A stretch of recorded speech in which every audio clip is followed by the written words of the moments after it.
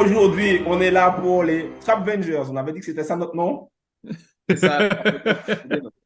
Les Pourquoi tu Trap... rigoles déjà? Mais du coup, attends. Donc, je propose que Chris soit Black Panther, que Oh, Batou soit Captain America parce qu'il vit en Amérique. Non, non, non, non, non, non, je veux pas être Captain America. Mais tu vis moi en je veux bien. Amérique, frère. Non, non, non, non, non. Attendez, attendez, c'est quoi ce délire là? Je suis Captain America. Non, moi, je veux bien être Hulk. Hulk. T'es Hulk. Hulk? Pourquoi Hulk? Hein? T'es Pourquoi Hulk? Hulk. Parce que tu connais, dans la vraie vie, je suis tranquille et dès que la caméra m'est règle, je pars en couille, t'as capté? Ah, j'avoue. Ok, Moi, mais moi, moi, je me vois en Iron Man, perso. Je me vois en Iron Man, mais écoute, je prends aussi Black Panther, c'est très bien aussi. ok, donc Mais tu es pourquoi, Black Panther. T'as dit quoi? mais pourquoi Black Panther, du coup? Je sais pas, tu m'as fait un petit peu penser à Chadwick avec la coupe et tout. Et toi, t'es qui? Moi, je pensais être, si tu veux pas être Captain America, moi je veux bien être Captain America puisque c'est le chef. Vas-y, prends Captain America, t'inquiète. Donc, on a Captain America, Hulk et Black Panther et on va discuter de sujets hip-hop US. Aujourd'hui, c'est full hip-hop US. Mais avant, tu étais au concert de Jay-Z, toi, Chris. Mec, c'était incroyable. Raconte-nous C'était ça, un raconte-nous moment, ça. c'était un moment plein d'émotions pour un fan du rock. Je vous raconte comment ça s'est fait. Vous m'avez vu pleurer là sur Instagram. Et j'ai pleuré. Ah, j'ai dit, les gars, j'étais en plein. Et je vous explique, j'étais en plein enregistrement de l'émission là, Deal et Terme avec Bouscapé, d'ailleurs, big up à eux. Et, euh, et là, pendant le set, je sais pas, je regarde mon téléphone et je vois mon équipe qui me dit Chris, il y a un concert de. Ah j'ai dit, attends, attends, c'est quoi cette histoire? Et là, je comprends en fait que ça va être un concert privé, que ça va être à la Fondation Louis Vuitton, etc., qui a très peu de place. Du coup, sur le moment, je pouvais pas prendre de place. Et donc, j'essaie de regarder après. Bien sûr, il y en avait plus, c'était sold out. Et c'est là où je me suis dit, bon, je vais tenter, on sait jamais. J'ai demandé aux gens, j'ai dit, bon, les gars, si quelqu'un a des places, faites-moi savoir, je suis prêt à acheter, etc. etc. Et j'ai pas eu de retour et je m'étais refroidi, en fait. Je m'étais dit, bon, c'est mort. Et à 5 minutes du concert, j'étais au bureau. Il y a un mec qui m'envoie un DM, il me dit, j'ai 2 places, je peux te les revendre à une condition, que tu écoutes mes artistes. J'ai dit, gros, vas-y, let's go. J'ai dit, let's go. Tu vois, je vais te faire. En plus, j'ai vu que je connaissais ces artistes, en plus, un artiste en particulier qui l'avait, donc c'était encore plus easy. Et du coup, j'étais avec un pote qui était ici. On a pris le Uber, direction la Fondation Louis Vuitton, mais c'était une dinguerie. Hein. Parce que, hey, toi, je sais que Spectate est aussi un vrai fan de Jay-Z. T'es un gros fan de Jay-Z, toi aussi. Hein. Fort, fort. Mec, il a fait Non, mais mec, il a fait des albums cuts. Il a fait. Mais vraiment, c'était. En fait, déjà, le setting, je sais pas, vous l'avez vu, c'était vraiment beau. C'est-à-dire que c'était très simple. Il y avait des espèces de rideaux comme ça, là, circulaires. Ça montait, ça descendait. Il y avait la lumière du haut. Donc, tu avais l'impression qu'il était un peu. Tu sais, il était déifié un peu, tu vois, genre en mode. Et tu avais tout son orchestre. Et au fond, tu avais genre Young Guru en DJ, mais il était habillé comme un. C'est comme les jazzman à l'époque, là, tu sais, où l'orchestre est habillé de la même manière, genre rouge-bordeaux. Et lui, c'était le seul qui était habillé différemment, tu vois. Et donc, tu avais Yanguru, tu rentres dans la pièce, mec, sur le côté, tu avais tout le rock. Tu avais Jay Brown, tu avais The Dream, tu avais Tata, il était posé. Tu avais toute l'équipe de Jay qui était là. Donc, quand tu as un mec en mode fan du rock et tout, tu vois les têtes, tu dis, oh, un truc de ouf. Et en plus, il y avait le Jack Dorsey aussi qui était là, Le l'ancien boss futur. de Twitter. Ouais, ils étaient là. T'avais plein de têtes comme ça de l'industrie, tu les reconnaissais, tu disais, ah, c'est un tel, c'est un tel, c'est un tel. Et après, tu voyais, en fait, il y avait plus que ça. Il y avait Pharrell, il y avait Beyoncé, il y avait Chris Rock qui se baladait. Il était parmi nous, tu vois. Il se baladait, il était là. T'as même Maître Gims, il est descendu. Lui, il est même resté avec nous. Genre, à la sortie du truc, il restait, il parlait avec les gens. Il était en détente. Il dit, oh, bon, je vais parler. Parler avec nous. C'était vraiment spécial, tu vois. Mais les sons, il a fait You Don't Know. You Don't Know, on s'est déchaîné. PSA, Earth of the City, Can I Live. Il a fait Gaddi dans le. Eh, mec, je viens d'arriver, le concert vient de commencer. Et là, dès que j'arrive, le premier son qu'il fait là, que j'entends, c'est Gaddi. Mais gros, j'ai rappelé le couplet comme un gogol. En plus, il y a des gens de la mode. Eux, ils nous regardaient en bizarre. Oui, ils connaissent C'est qu'en pas, fait, frère. mais ils connaissent pas, ils nous ont regardé en Zoulou. Mais c'est qui on a fait rentrer? Forgive me for the stuff, dude. On était là. Et il n'y avait pas d'invité, il a tout fait solo, c'est ça? Non, ouais, il a tout fait solo. Ah, c'est C'est-à-dire que lourd. ça fait 4 ans qu'il n'était pas monté sur scène. Ils étaient tous là. Et voilà. Enfin, tout le monde était là pour le regarder, mais sinon c'était tout petit, c'était vraiment stylé de fou.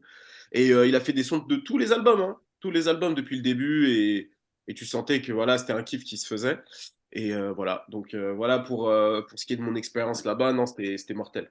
Mais c'est super intéressant parce que souvent, à nous trois, on a un peu cette discussion-là du fait que les gens en France enfin, Ouais, beaucoup du public français ne réalisent ouais, pas qui est vraiment ouais. Jay-Z. Tu vois, ils voient un peu Jay-Z, le mari de Beyoncé, Jay-Z, Oui, ça, c'est grave, le ça. milliardaire, le businessman, mais ils ne réalisent pas la carrière musicale de Reasonable Doubt, As a Life and Time, As a Blueprint, à Watch the Throne, à American Gangster. Jusqu'à maintenant, le gars fait God. J'ai vu qu'il a fait Niggas in Paris et j'ai tweeté que Niggas in Ouais, Paris, c'est en 2011. Et 2011, c'est déjà ouais. quasiment 15 ans après le début de sa carrière. Et il a toujours des smash hits mondes. C'est un anthem, tu vois, ils l'ont fait 20 fois, je ne sais pas trop où. Donc, moi, je trouve que c'est important d'avoir ce genre de moment-là parce que vous savez qui est Jay-Z, Ouais, l'importance c'est ça. de Jay-Z. Non, mais en fait, c'est un truc que je me suis rendu compte vraiment avec mon audience. Je pense que Balou, il s'en est aussi rendu compte, c'est que c'est tellement générationnel. Et en France, en fait, le français, il regarde que ce qu'il connaît. En fait, par exemple, il va te dire j'aime pas Jay-Z ou Jay-Z c'est pas si chaud que ça, etc. C'est parce qu'il le voit pas, il le ressent pas. Et comme on n'est pas comme les Anglais, les Australiens ou les Hollandais qui ont une vision très internationale de ce qui se passe et qui réalisent qu'il y a l'international en plus de ce qu'il y a de local. En France, en fait, comme on comprend que notre langue, on sait que ce qui se passe chez nous, tu vois. Et quand on accroche sur quelque chose qui se passe ailleurs, c'est parce que l'instru est sympa, parce que ceci. Mais en fait, on se rend pas compte que Jay-Z, si de base il a ce succès-là, c'est l'écriture, tu vois. C'est Hmm. l'écriture, bien sûr, les instruments, il fait des sons club, etc. Mais l'écriture, c'est vraiment, c'est super important. Et je Bah, dis c'est toujours à vrai, des c'est vrai. tu vois, il y a des mecs, quand ils me parlent, je leur dis, mais imaginez que, je sais pas moi, vous aimez qui? Nekfeu, Jazzy Bass, Alpha One. Imaginez, vous allez voir des Américains, vous leur faites écouter ça sans avoir les lyrics. Mais tu perds tout. Mhm. Tu réalises même pas, en fait. Tu vois, t'es là, Alpha One, non, non, non. Moi, j'aime beaucoup Alpha One aussi. Mais le truc, c'est que si t'as pas les lyrics, tu perds tout. Donc, en fait, si tu fais pas l'effort aller chercher ce qu'il a écrit, comment il a écrit, etc., en vrai, ça sert à rien. Tu peux pas accrocher, tu vois. Et après, pour ce qui est des hits, etc., franchement, je pense que ça part de soi-même, hein, Jay-Z, frère. Et encore aujourd'hui, enfin, il y a pas longtemps, il a sorti un album. Bon, non, ça fait 5 ans, mais l'album qu'il a sorti, ça a fait shifter l'industrie. Les gens ont commencé à discuter Black ownership, etc. Ça vient de lui. Il fait toujours partie de la conversation. C'est une dinguerie.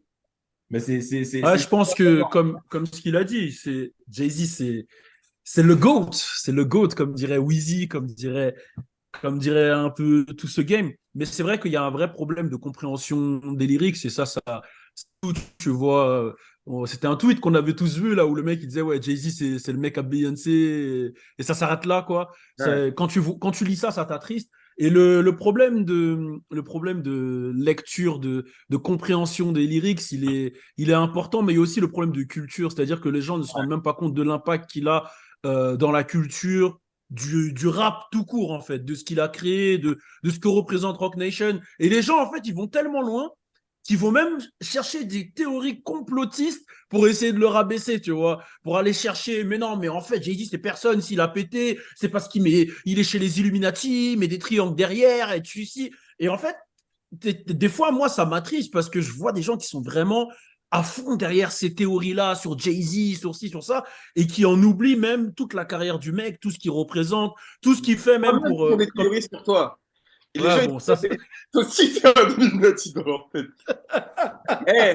Eh, moi, tu sais qu'on m'a déjà accusé d'être un Illuminati, gros. C'est là où j'ai commencé à croire que je commence à faire quelque chose de ma life, les gars. Ah, t'as percé, c'est bon. Et bon, là, je crois que je commence à avoir percé. Les gars, c'est incroyable. Mais je te laisse finir et je vous en parlerai aussi. mais moi j'avais carrément qu'Illuminati sur les côtes hein, à une période. Ah ouais? Ah ouais, Ah, mais ouais, je en fait, t'en avais parlé. quand j'étais à Génération, comme je faisais les freestyles de Alonso, Caris, tout ça, et ben, ils disaient, ouais, ils sont passés chez Balou de façon 8-8-2. Après, ils faisaient un calcul avec 8-8-2, la génération, c'était la fréquence de génération, et il arrivait à 6. Et il disait, vous voyez, c'est une station Illuminati et tout. Et il disait des dingueries, Mais frère. toi, t'es avec J'étais Jay-Z. mort. Mais ouais, sinon, ouais, les gens aiment beaucoup rabaisser et oublient tout ce qu'il a fait dans la culture. Musicalement, vous avez déjà tout dit, mais même dans la culture, ce qu'il représente, c'est trop. Que ça soit son label, que ça soit les moves qu'il propose, les conseils qu'il donne, ce qu'il fait, même tous les coups qu'il fait, en fait, c'est big. C'est un des leaders de ce game-là, même en termes d'influence, d'entrepreneuriat. Tu vois, c'est trop ce qu'il représente Jay-Z. En fait, ce qu'il a réussi à convertir, le petit mec de New York qui deal son truc avec Dame Dash, à ce qu'il est aujourd'hui, il devrait même pas y avoir de débat, en fait. Mais Mec, c'est surtout textuellement, pour revenir sur ce que Chris disait, les gens, dans leur tête, Jay-Z, lyricalement, c'est un petit. C'est en mode, t'as les lyrics, Euh, t'as Nas, t'as Eminem, et puis Jay-Z, c'est pas. Alors que Jay-Z, c'est un monstre, lyricalement. Mais comme les gens, ils comprennent pas, ils se disent, non, mais c'est bon, Nas l'a fumé sur Ether, Eminem, il a un meilleur couplet sur Renegade, Jay-Z est faible. C'est-à-dire qu'ils vont pas t'écouter des Lucifer, des Allure, des Never Change, des You Don't Know, ils vont pas écouter Dear Summer, ils vont pas t'écouter ces sons-là. Et puis après, ils vont te dire, ouais. ouais, mais lui, c'est Crazy in Love avec Beyoncé, c'est tout. ouais, mais tu vois, regarde. Ouais, mais tu vois, encore, là, tu as cité des sons à l'ancienne et tout. Je peux me dire, bon, ok, t'es typeux, tu peux pas retourner voir ce qui se passe et tout ça. Mais poto, il a sorti un couplet. Moi, j'ai mon pote, ben justement, le gars avec qui j'ai été à l'event, il se trouve que lui aussi est un gros fan de Jay.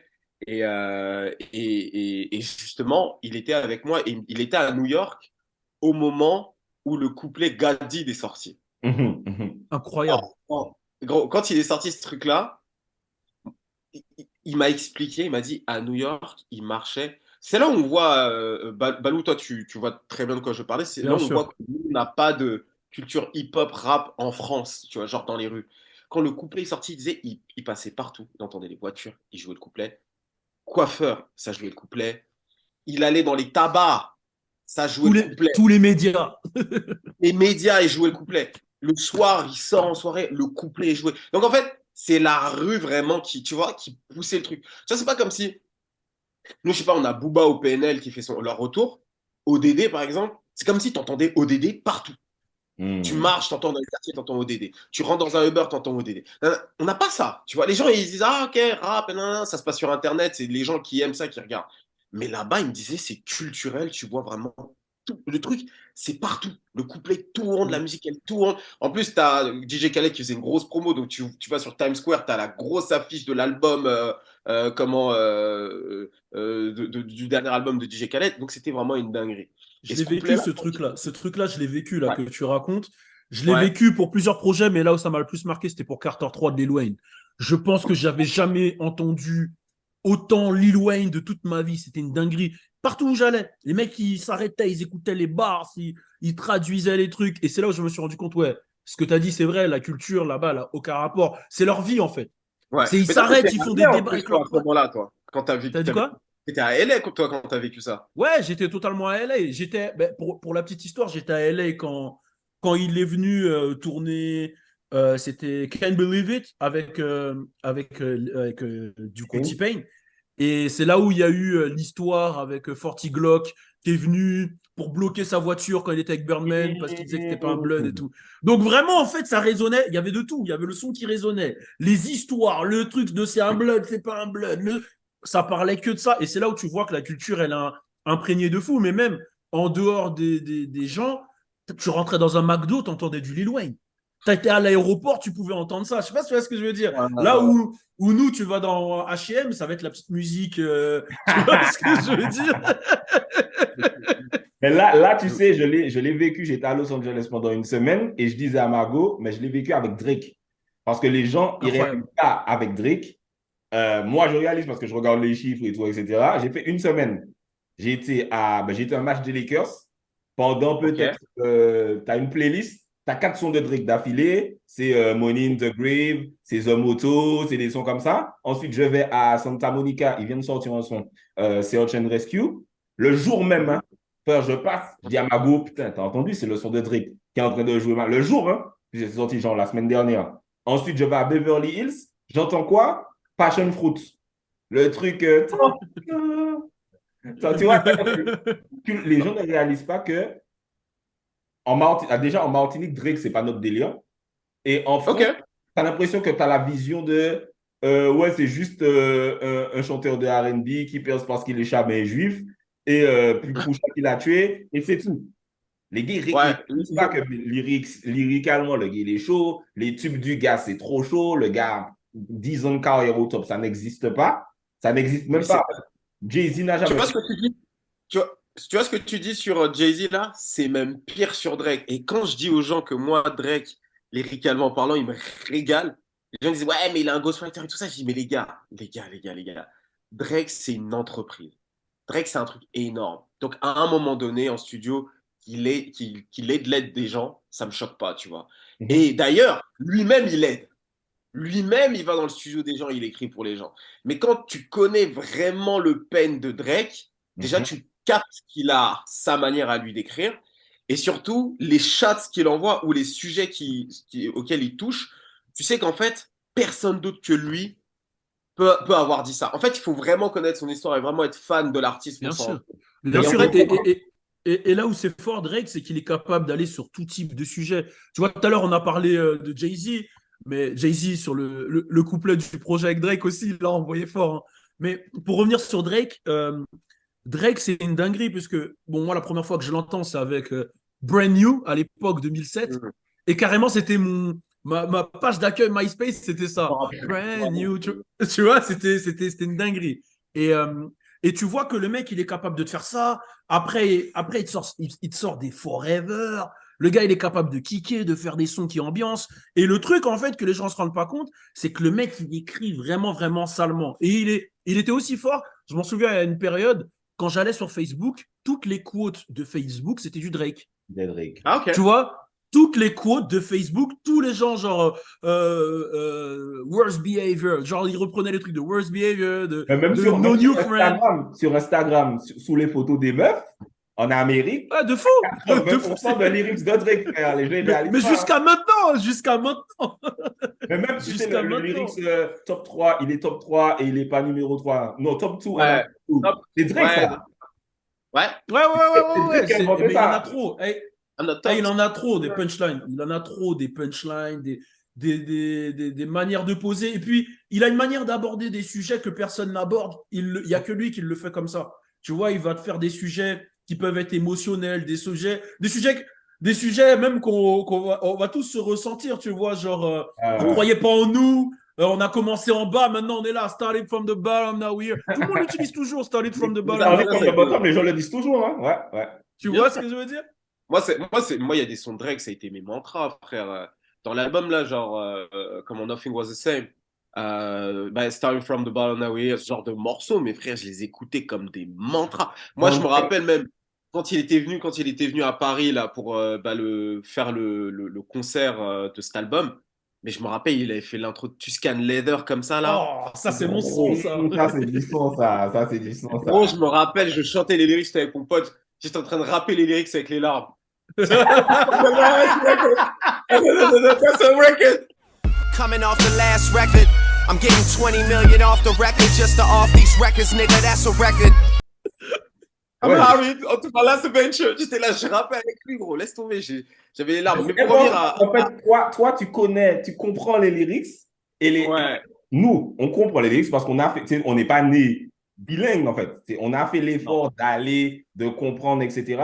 Et en fait, les gens ne font pas cet effort-là et ils ratent de ouf. Moi, je dis même pas ça en mode, les gens me vénèrent, ils comprennent pas, machin. C'est que je me dis, putain, vous passez à côté d'un truc tellement important de la culture qui Ah est ouais. les doubles sens, les punchlines, Voilà. les références, les trucs. Et du coup, quand on parle de rap, tu vois, on est très en mode, ouais, après, c'est des trucs qu'on aime, Migos, Future, Gucci Mane, c'est des trucs que je kiffe. Mais le côté lyrics de certaines personnes, si c'est pas Kendrick Lamar qui parle de la violence chez les Noirs, on n'essaie même pas de comprendre ce que les gars, Drake, Lil Voilà. Wayne, ils disent, tu vois, ils disent des trucs qui sont vraiment chauds, quoi.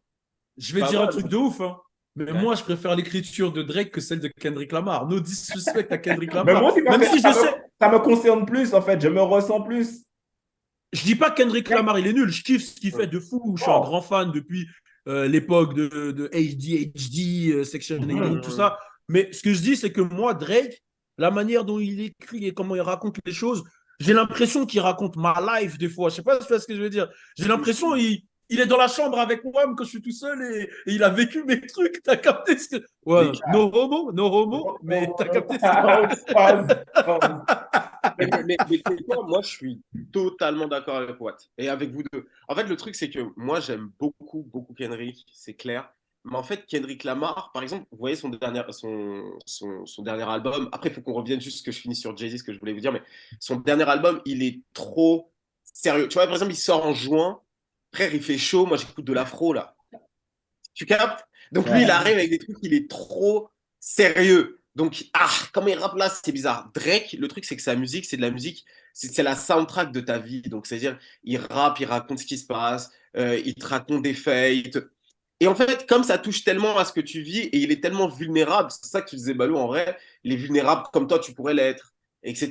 Il raconte ses histoires avec les meufs. Guess now is fuck me, tu vois. Genre, c'est meuf qui te dirait ça, tu vois. Fuck. Donc, tu te dis, ok, il dit ça, en fait, tu vois. Marvin's Room, des trucs comme Marvin ça. Room, tu vois. Genre, tu dis, vas-y, ça correspond à ce passage de ma life, tu vois. Et même le morceau, moi, il y a les gens n'ont pas beaucoup parlé. Moi, j'ai beaucoup aimé Soulful Loverboy. Et à la fin de Soulful Loverboy, tu sais, le morceau là, The Remorse, les gens ils calculent pas les derniers sons de Drake. Mais vous, je sais que vous calculez. Ouais. Mais c'est toujours le dernier son, c'est le son qui est toujours très, très, très lyrical, en fait. Ouais, c'est ça. Lyrical, très deep, et c'est là où il révèle beaucoup de choses sur lui, ce qu'il ressent, ses peurs, c'est tout ça. Et il y a un truc qu'il dit, moi, je sais pas, ça m'a touché. Je me suis dit, ça, c'est un truc qu'il faut que je garde en tête. Pour tous les jeunes qui sont ici, qui essayent de réussir, n'oubliez pas une chose, personne n'a de l'empathie pour les winners. Don't forget it. Il finit le morceau comme ça. Nobody praying for you when you winning. Don't forget it. Ouais, c'est vrai. Nobody pray for you when you Il win. est en train de faire ton bail. Non, mais regarde, si là, vous êtes deux young niggas comme ça, trying to do their things, hein? Vous écoutez des bails comme ça, vous êtes là.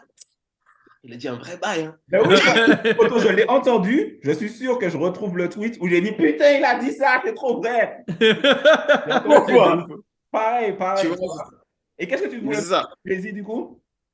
Non, mais pour Jay-Z, pour revenir à ce que je disais par rapport aux Français, quand il sort ce couplet, les gens pètent un câble. Ils voient, aux États-Unis, c'était la dinguerie, tout le monde est là, dinguerie. Ouais, de ouf. Et intéresse-toi juste à ce couplet. T'es pas obligé d'aller voir ce qu'il a fait avant.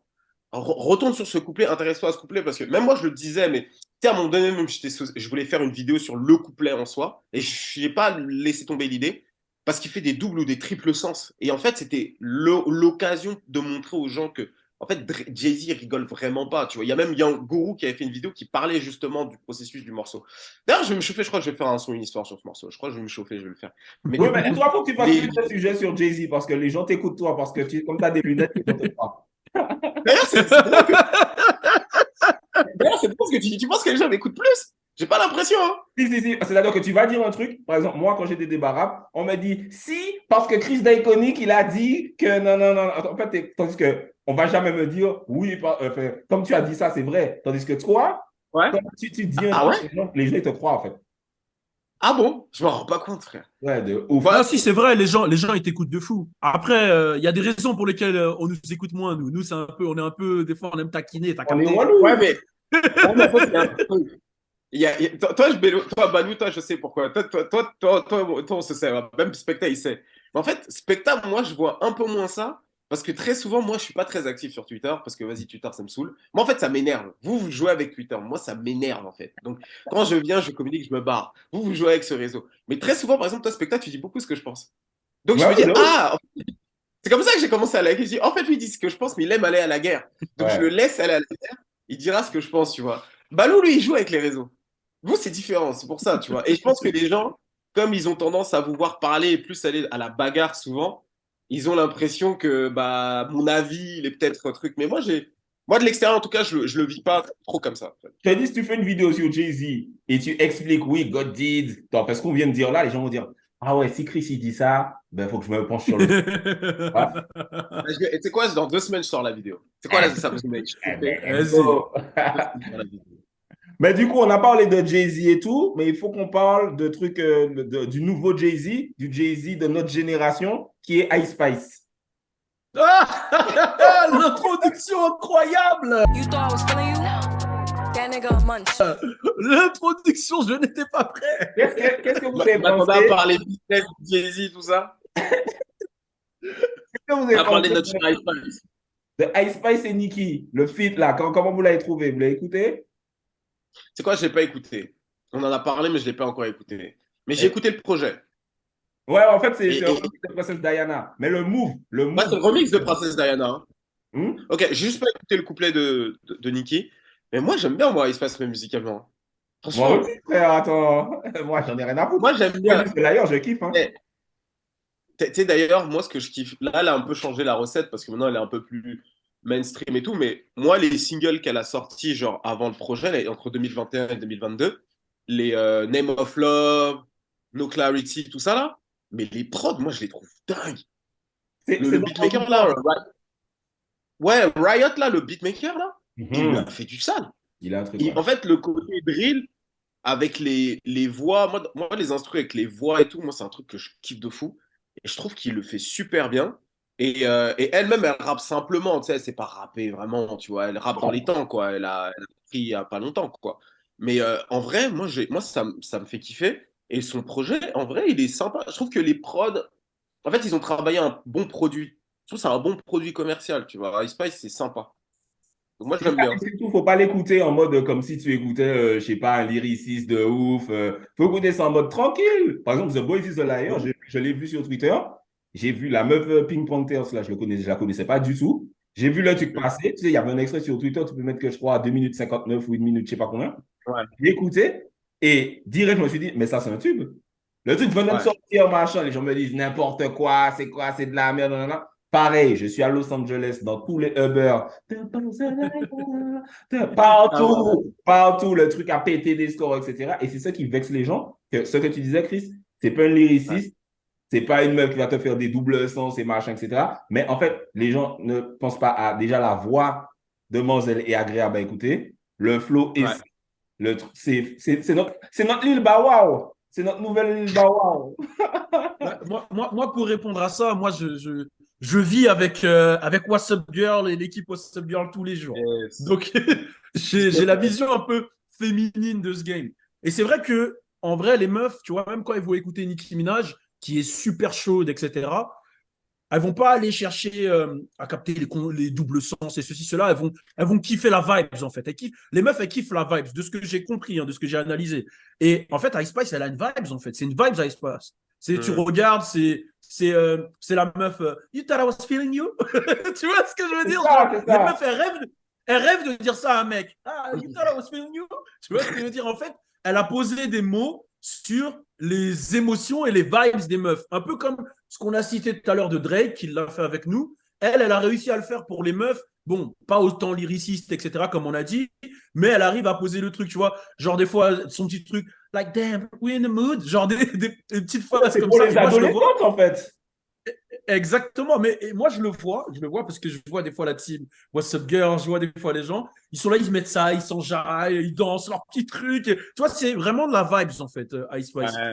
Et du coup, je pense que c'est grâce à ça qu'elle a pété. Là où peut-être le peur féminin, bah, à côté, tu avais Glorilla qui est un peu plus Kaira, un peu plus chiff-kiff.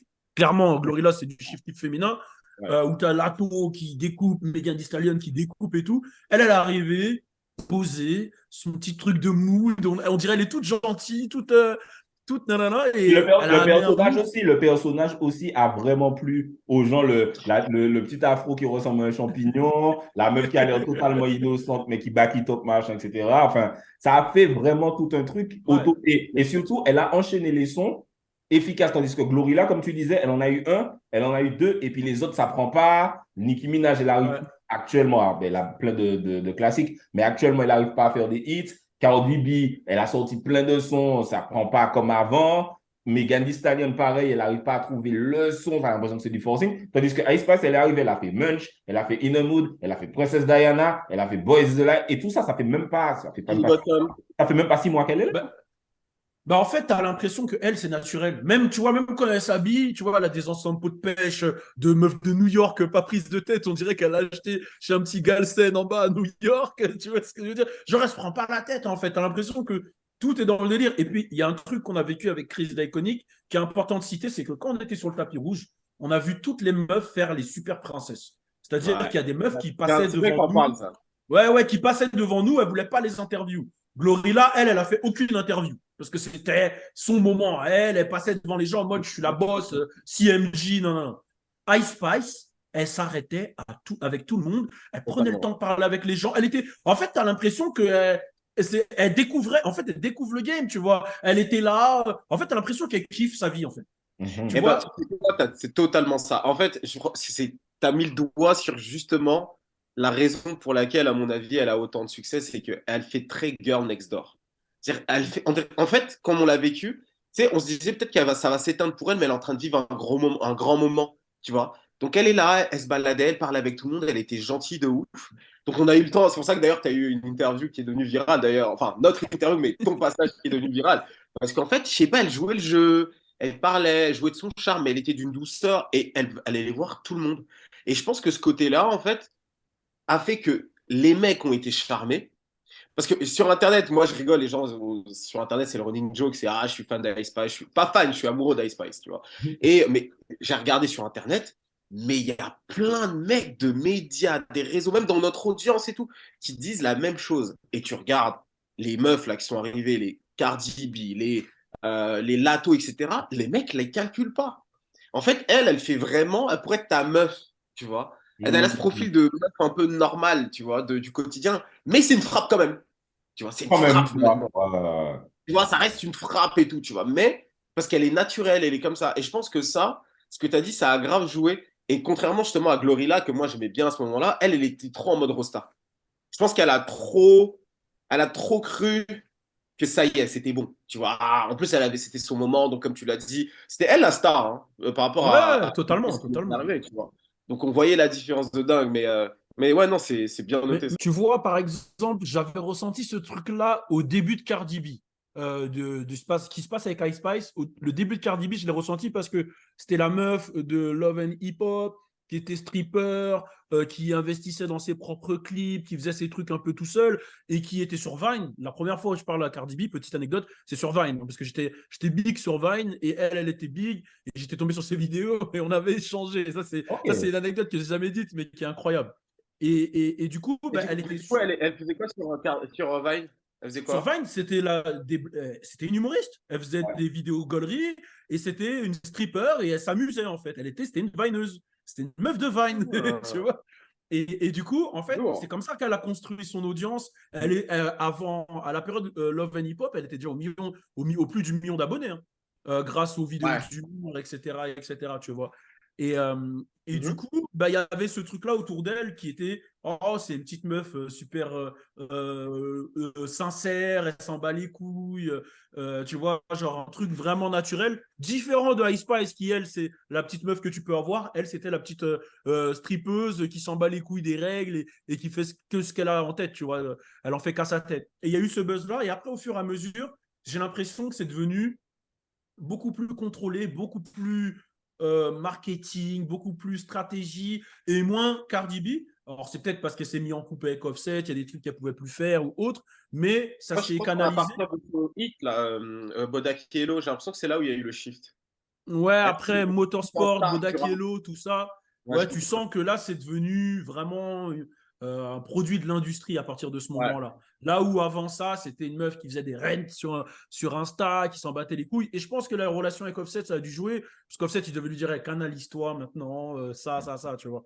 Et Ice Spice, j'espère qu'elle prendra pas le même chemin et qu'elle égalera ce naturel-là, tu vois. Parce que Mais quand tu c'est- regardes tous ces clips qui ont Mhm. pété, c'était street clips, entre guillemets. Oui, Ouais. Tu oui. vois, Je suis c'est dans des la street rue et je clips. pleure, ouais. T'as capté, faut pas qu'elle. Et je pense que, bon, même si elle peut évoluer, mais faut pas qu'elle rentre dans un truc surfait, comme ce qui se fait beaucoup dans le rap game féminin. C'est la brand de Nicki Minaj de faire ça parce que elle arrivait en mode Barbie et elle le fait super bien. Mais j'espère qu'elle ne partira pas dans un truc Lisse. trop poussé dans l'image et ouais, trop lisse et qu'elle gardera ce truc authentique qu'elle a. Voilà, c'est le petit truc que je voulais dire. Moi, je pense que c'est totalement ça. Et en plus de ça, il y a un autre détail. Faut pas qu'elle se mette en couple publiquement. Je pense que ça joue beaucoup. Pour ne pas te briser le cœur. Déjà, mon cœur, il est fragile, tu vois. T'as capté, je vous ai dit, hein, moi tout à l'heure, je suis très Drake, donc j'ai un cœur moelleux. Mais en dehors de ça, même dans son marketing, je pense que le fait qu'elle soit célibataire, qu'elle soit un peu, tu vois, un peu naïve et tout, ça donne un truc de, elle est accessible à tout le monde. Tout le monde la Hmm. veut. Mais le jour où elle est en couple, en plus avec un basketteur, qui fait des millions. Nanana. Les mecs vont dire, ah, en fait, c'est le genre de fameux, c'est mort. Mais là, il n'y a pas une histoire avec Jordan Poole, là, le mec des Warriors, là? Une histoire comme ça, mais il faut que ça reste, Mais faut pas que c'est ce soit fake, hein. officiel. Pour Faut moi, que ça tout reste est une fake. rumeur. Faut que ça reste célibataire. De T'as quoi? dit quoi, spectacle? Moi, je disais que je pense que c'est fake, les rumeurs avec les basketteurs. Il y avait un truc avec TJ aussi. Il y a plein de Lil TJ, ouais. Et tu sais quoi, moi je vais te dire, j'avais fait une vidéo en novembre dernier sur la Jersey Drill. Et à cette occasion-là, j'avais parlé avec le créateur de la Jersey, enfin créateur, c'est vraiment lui le créateur de la Jersey Drill au New Jersey. Et on parlait, et il m'a parlé de Ice Spice, qui était venu justement au New Jersey avec son gars, ce qu'il me disait, parce qu'il tournait un clip, etc. Elle était avec des gens, etc. Et donc, le fait qu'elle soit avec. Je pense qu'il y a toujours eu des gars, il y a au moins un gars. Tu connais une meuf comme ça, elle n'est jamais solo, tu vois. Il y a toujours. On connaît, tu vois. Mais je pense juste que c'est des mecs du passé ou des mecs de l'industrie, ils la jouent discret. Donc, je pense pas que ce soit juste elle va jouer officiellement ça, tu vois. Enfin, elle va pas jouer sur ça officiellement, elle a raison. Et même si c'est passé un truc avec un basketteur, parce que c'est sûr qu'il y a des basketteurs qui l'ont DM, etc. Autant qu'elle en fasse pas quelque chose de public. Si c'est public, ça devient public, on va plus s'intéresser à elle de la même manière. Mais c'est intéressant parce que tu sais, même Nicki Minaj, quand elle est arrivée, tu vois, elle avait Safari qui était avec elle, mais personne ne savait que c'était son mec. Tout le monde disait que c'était son hype man, machin, le gars devait souffrir parce qu'elle flirtait avec tous les rappeurs. Il y avait tout ce truc de oui, on peut peut-être gérer Nicki Minaj, ouais, telle personne à Ken, telle personne à Ken. Il y a Drake qui l'a soulevé et tout, sur ça et tout, machin. Le gars devait souffrir, mais ça rendait Nicki Minaj, même si on sait qu'elle était inaccessible, ça faisait le truc, ah, mais elle est célibataire, donc peut-être que, en fait. Voilà, c'est totalement ça. Je suis totalement là-dedans. Putain, l'argument Safari, Nicki Minaj, il est parfait parce que, en plus, Safari, tout le monde le voyait comme un clown, hein. Mais Derrière, quand il faisait des danses bizarres et tout. c'était son mec super officiel et tout, mais tu sais ce qu'est Ouais, je crois qu'ils sont restés au moins 12 ans ensemble. non, mais un ils sont truc de restés ouf, hein. super, super, super longtemps ensemble. Et tu sais, c'est ce qui est intéressant avec les rappeuses, ce dont tu parlais du côté lisse, etc. Et pour moi, Nicki Minaj n'a pas vécu ça tôt. Nicki Minaj, elle est arrivée avec son côté Barbie, mais c'était toujours, eh, vas-y, je rappe. Je rappe, Ouais, je bien sûr.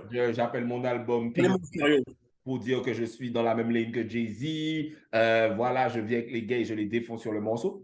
Tandis que Cardi B, Megan Thee Stallion et même Ice Spice, très vite, c'est Saweetie, très bonne. Bon, Saweetie, elle est faible, donc c'est pas pareil. Mais tu sais, très vite, c'est je deviens une rap influenceuse ou une influ-rappeuse. C'est-à-dire que je rappe deux hits Ouais. et ensuite je travaille avec McDonald's, avec L'Oréal, avec Call of Duty et du coup, le rap passe en second plan. Même si tu sors des gros morceaux, par exemple, Megan, j'ai vu que tu as dit ça sur Twitter à l'instant, Balou, elle kick. Mais dans notre tête, Ouais. c'est juste une meuf jolie qui twerk et ça passe en second plan. Et donc, du coup, on ne va jamais les respecter. Tandis que Nicki Minaj, Bien sûr. on l'a respectée. Et ensuite, elle a fait tous ces trucs avec les marques, machin. Bon, après, il n'y avait pas Instagram. En fait, ce n'était pas aussi développé. Donc, tu ne pouvais pas devenir influ rappeuse aussi vite. Mais là, les meufs, c'est trop. Cardi B a un album et Manzel, c'est genre, doit peser 200 millions, quoi. Ouais, mais Cardi B, je pense que ça a été un bon plan qu'elle fasse ça, parce qu'en soi, c'est pas une rappeuse. Parce qu'elle est Donc là, faible. ouais, elle est refaite d'avoir fait ce choix-là, je pense, en vrai de vrai, et de jouer sur ça. Et Sweetie, je pense que ouais, c'était mieux qu'elle fasse ça. C'est vraiment la quintessence de ça. C'est la quintessence de ce que tu décris, respectable. Ouais, Sweetie, c'est totalement ça. Et je pense que, ouais, même le couple avec Quavo, je suis sûr qu'elle l'a fait pour ce que ça allait lui rapporter financièrement, en vrai de vrai. Quand tu vois comment elle agit, j'ai regardé leur truc là, je crois que c'est GQ, tu sais, les interviews de couple là où ils se posent des questions. ouais. Et ils se connaissaient vraiment, hein. Ils avaient vraiment l'air de se connaître. Ah ouais, ok. Ils connaissaient Ouais, des- bon, ils avaient vraiment. Ouais, et après c'est possible, hein. Je crois que son type, c'était les mecs loxés, tu vois ce que je veux dire? Gros, franchement, ça, c'est un truc, tu dois le noter sur ton CV, gros. Je l'ai déjà dit, gros. C'est une dinguerie, gros. Moi, après ce genre de gros, après que c'est édicté frais, gros, franchement, gros, normalement, tout le monde devrait respecter sur Twitter. Mais vu qu'on sort les anecdotes ici, on peut sortir l'anecdote. En gros, Sweetie, comment ça s'est fait? J'ai fait 3 interviews en tout avec elle. Ou 4. Non, 4, on en a fait une ensemble. On en a fait une ensemble, Chris. C'est vrai, j'en ai fait 4. La première interview que je fais avec elle, à la fin de l'interview, on coupe. Et je sais pas, il y a un délire chelou qui se passe sur moi. Moi, j'étais en couple. Je serais à préciser, j'étais en couple. Donc, ça veut dire, Elle me dit, ouais, mais c'est quoi ton délire à toi, patati, patata, nanana, t'es comment? Après, je lui dis, ouais, je vais venir à LA. On s'est donné, ensuite, je suis arrivé à LA, on s'est donné rendez-vous. Voilà, je m'arrête ici, mais il y avait un vrai truc avec elle. Le Donc, check avec Saouiti. On va s'arrêter ici, d'accord? non, mais il n'y a rien eu en soi. Il n'y a rien eu, j'étais en couple. Ouais, mais raconte, mais c'est un peu quand même. Non, mais en vrai, on a parlé vite fait. On a parlé vite fait. Avengers ou pas, là? Non, mais à cette époque-là, en fait, je bossais avec Warner, donc je devais être scred aussi sur leurs artistes, tu vois. Mais on a parlé vite fait. Et comme elle, c'est une meuf de Auckland, si je dis pas de bêtises, et qu'elle vivait à LA, bah, et c'était à la période où j'étais au Smoker Club, là, à l'époque, là où j'avais été à l'événement et tout. Et, de Raphaël, tout ça, là. Ouais, voilà, à l'époque où je bossais avec Warner pour Raphaël, on devait se péter là, on s'est parlé. Et après, il n'y a pas eu vraiment de suite parce que tu connais, l'homme noir ne trompe pas et voilà, tu vois. Mais quand on a refait les autres interviews, à chaque fois, tu vois, il y avait une petite ambiance. Une ambiance. Même quand on l'a vu, Chris, l'ambiance, elle était spéciale quand même. Elle a dit, ah, enfin, on s'est vu. Il y a Chris qui essaie de gérer que tu lui fasses une passe décisive, j'ai l'impression. Non, moi, je suis spectateur, tu connais. Moi, je regarde. Moi, je regarde juste, tu vois ce que je veux dire? Je voyais mon gars en train de faire des moves incroyables. Le mec, pour moi, déjà, rien que ça, tu peux le mettre sur ton CV. C'est-à-dire, moi, à partir de là, normalement, même si je te respecte pas, je dois te respecter à partir de là.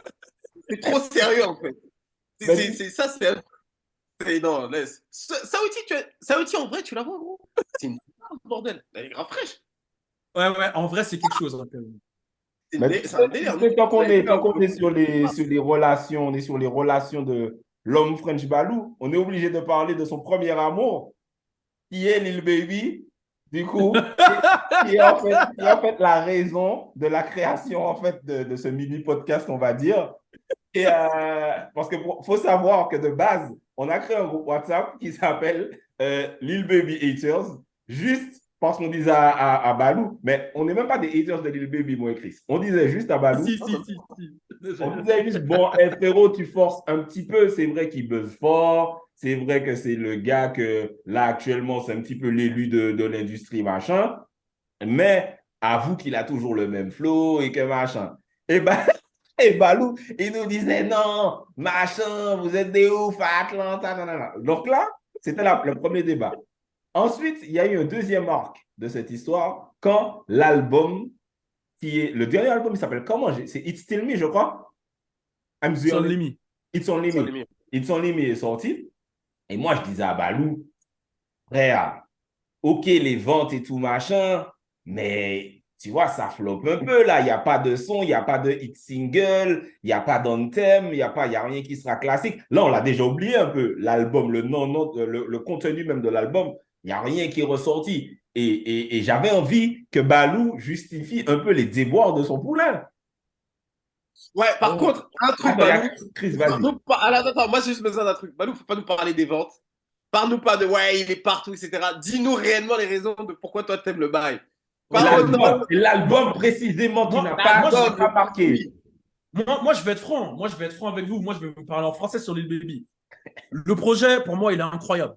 Moi, je vais vous dire ce que je pense vraiment. Le projet, il est incroyable.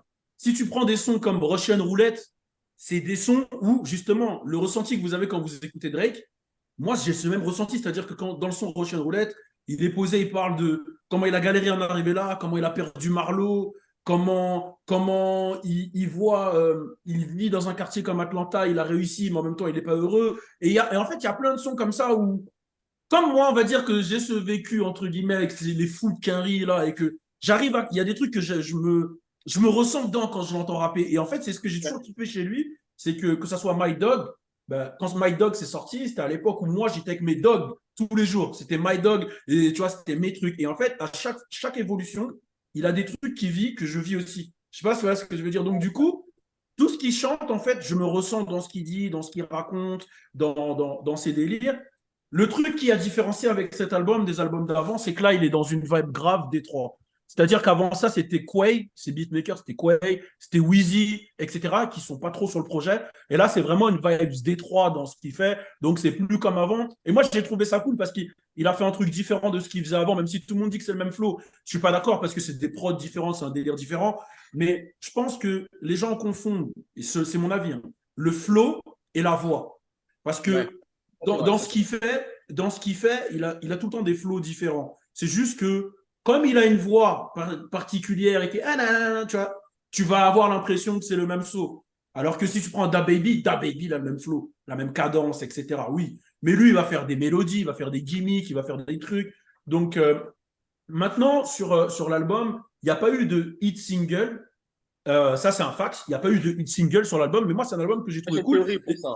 J'ai et que théorie. j'écoute et que j'écoute toujours. Mais je pense vraiment que, en vrai de vrai, le It's Only Me, c'était vraiment le titre, il le dit. Il voulait que ça soit vraiment lui, son délire, son truc à lui, son univers, son kiff. Et il s'est pas pris la tête et il a fait son bail en fait. Là où il aurait pu mettre Drake et avoir un hit single, où il aurait pu avoir, tu vois. Quoique, Moi, en fait, ça n'a pas fonctionné, leur son de Khaled, là. Ça n'a pas trop fonctionné. Ça, c'est un son de Khaled. C'est un son de Khaled. Précise C'est bien, c'est un son de éclaté. Khaled. Moi, fan de Drake, c'est éclaté ce son, frère. Vas-y. I'm staying alive, I'm staying alive. Ouais, mais c'est un son de Khaled. Moi, je l'ai kiffé le son. Quand je l'écoutais, là, quand j'étais en Martinique, sur le bateau, là, les yachts et tout, là. Vas-y, Chris, qu'est-ce que tu voulais dire? moi, en vrai, en fait, je me disais, l'album, quand il est sorti au début, je me disais, quand j'ai commencé à l'écouter, j'étais pas hypé. Je me dis, ah, c'est dommage, j'aurais aimé plus aimer parce qu'en vrai, je dis, comme on l'a dit tout à l'heure, on dit haters de Lil Baby, mais en vrai, j'aime bien sa musique. Genre, il y a des morceaux que j'écoute vraiment en boucle. Mais en fait, là, quand je l'ai écouté, j'ai pas trop accroché et j'aurais voulu plus accrocher. Mais lorsque j'ai réécouté et que j'étais dans un autre contexte, j'étais avec des potos, on avait des verres, on était en train de boire, on parlait, il y avait un peu de monde, etc. Je trouve que c'est de l'excellent background music. Tu l'écoutes dans un contexte où tu n'es pas en train de l'écouter en mode actif, genre ah non, non, non. Tu es juste là, tu le mets en fond, vous êtes en train de parler ou quoi. Je trouve que c'est excellent. Mais j'ai beaucoup de mal, à part un morceau, et là, je me suis refait l'album, je crois, la semaine dernière. Il y a un morceau où, pour le coup, il sort vraiment du lot. Pour moi, c'est Perfect Timing. Je trouve qu'en termes de musicalité, de tout, Il est lourd, Perfect Timing. il est mort. La prod, quand elle part, elle est hardcore. Ouais, là, ce morceau, j'avoue, il est vraiment bon. Mais pour le reste, en fait, j'ai du mal. En fait, je pense que c'est un artiste qui est très local. C'est-à-dire, si tu es vraiment. Moi, à mon avis, hein, tu as parlé de ta réalité avec les US, etc. Je pense qu'il y a de ça. Je pense que c'est l'une des raisons pour lesquelles tu accroches un peu plus que les autres. Parce que moi, vraiment, j'ai un peu de mal. Tu vois, par exemple, un artiste comme Kodak, je vois où est-ce qu'il part à l'ouest, il part complètement en couille et je vois ce que je kiffe, tu vois. Il est très différent, tu vois. Mais Lil Baby, je sais pas, je pense qu'il y a un truc avec le marché local, avec une réalité locale, qui fait que tu vas plus ou moins accrocher. Et moi, musicalement parlant, tu vois, le dernier projet, j'écoute tous les morceaux. Encore My Turn, j'ai ressenti quand même les singles, j'ai ressenti le truc, j'ai ressenti. Mais là, dans le dernier album, vraiment, je l'écoute comme un. Je fais autre chose, tu vois. Mais tu sais que le pire, c'est que sur My Turn, il n'y a pas vraiment de single. Hein. Mais j'aime les instrus, j'aime comment il ça, a en fait. Sur My Turn, il y a Wow, qui n'était pas ouf en single. Et le vrai hit de My Turn, le vrai hit de My Turn, c'est avec. Emotionally Stars, il est dedans, non? Emotionally, parce qu'il y a My Turn et My Turn Deluxe. Attends. Le vrai hit, il est dans ça, c'est dans le Deluxe. C'est ça son vrai hit, c'est We Paid en fait. Quand tu regardes, quand il sort My Turn, il n'a pas de hit hein, quand il sort le projet. Hein. Ouais, il a fait la. Ouais, il a Wow, il y a Emotionally Scared. Il n'y a pas de hit. Il n'y a pas de hit, en fait. C'est ça. Tu regardes bien, ça n'a jamais été un mec à hit, en fait. Il fait des. Comme Freestyle. Freestyle, c'était pas un hit. Ouais. Et c'est devenu un. Non, quand il est sorti, ça n'a jamais été un hit. Parce que je me souviens, quand c'est sorti, j'étais le seul pendant 6 mois à dire freestyle, freestyle, freestyle. Et c'est au fur et à mesure du temps que les gens. Regarde, là, encore un autre exemple. Là, il a 3 challenges qui sont en train de péter sur TikTok.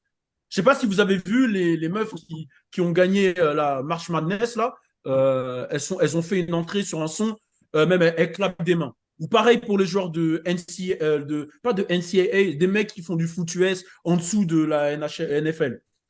Ils sont rentrés dessus et ça a fait une traîne. Et en fait, il a un truc à retardement, Lil Baby, où ses sons, ils sont tellement ancrés dans le patrimoine américain et dans la culture de la street, mais c'est vrai, hein, dans la culture de la street, en fait, c'est pour ça qu'ils kiffent les mecs, c'est que Lil Baby il représente parfaitement le mec de la street en fait là-bas. C'est-à-dire que ce qui pète aujourd'hui dans la street, c'est quoi? C'est Memphis, c'est Atlanta, c'est Détroit, et lui, il est le truc parfait entre ces trois univers-là. Quand tu penses à Memphis, tu penses à Young Dolph, Key Glock et CMG. Quand tu penses à Détroit, tu penses à Babyface Ray, à Icewear Vezo, à tous ces mecs-là qui sont en train de péter là-bas. Et lui, en fait, 42 Doug, forcément. Et lui, en fait, lui, sa musique, c'est ça. C'est le mix entre. Ouais, c'est clair. Et du coup, tous les mecs de la street, c'est soit ils écoutent NBA Youngboy, soit ils écoutent ce mec-là. Et tu le ressens bien quand tu vois le mec qui a le plus de buzz aujourd'hui dans le basket aux États-Unis, c'est Ja Morant.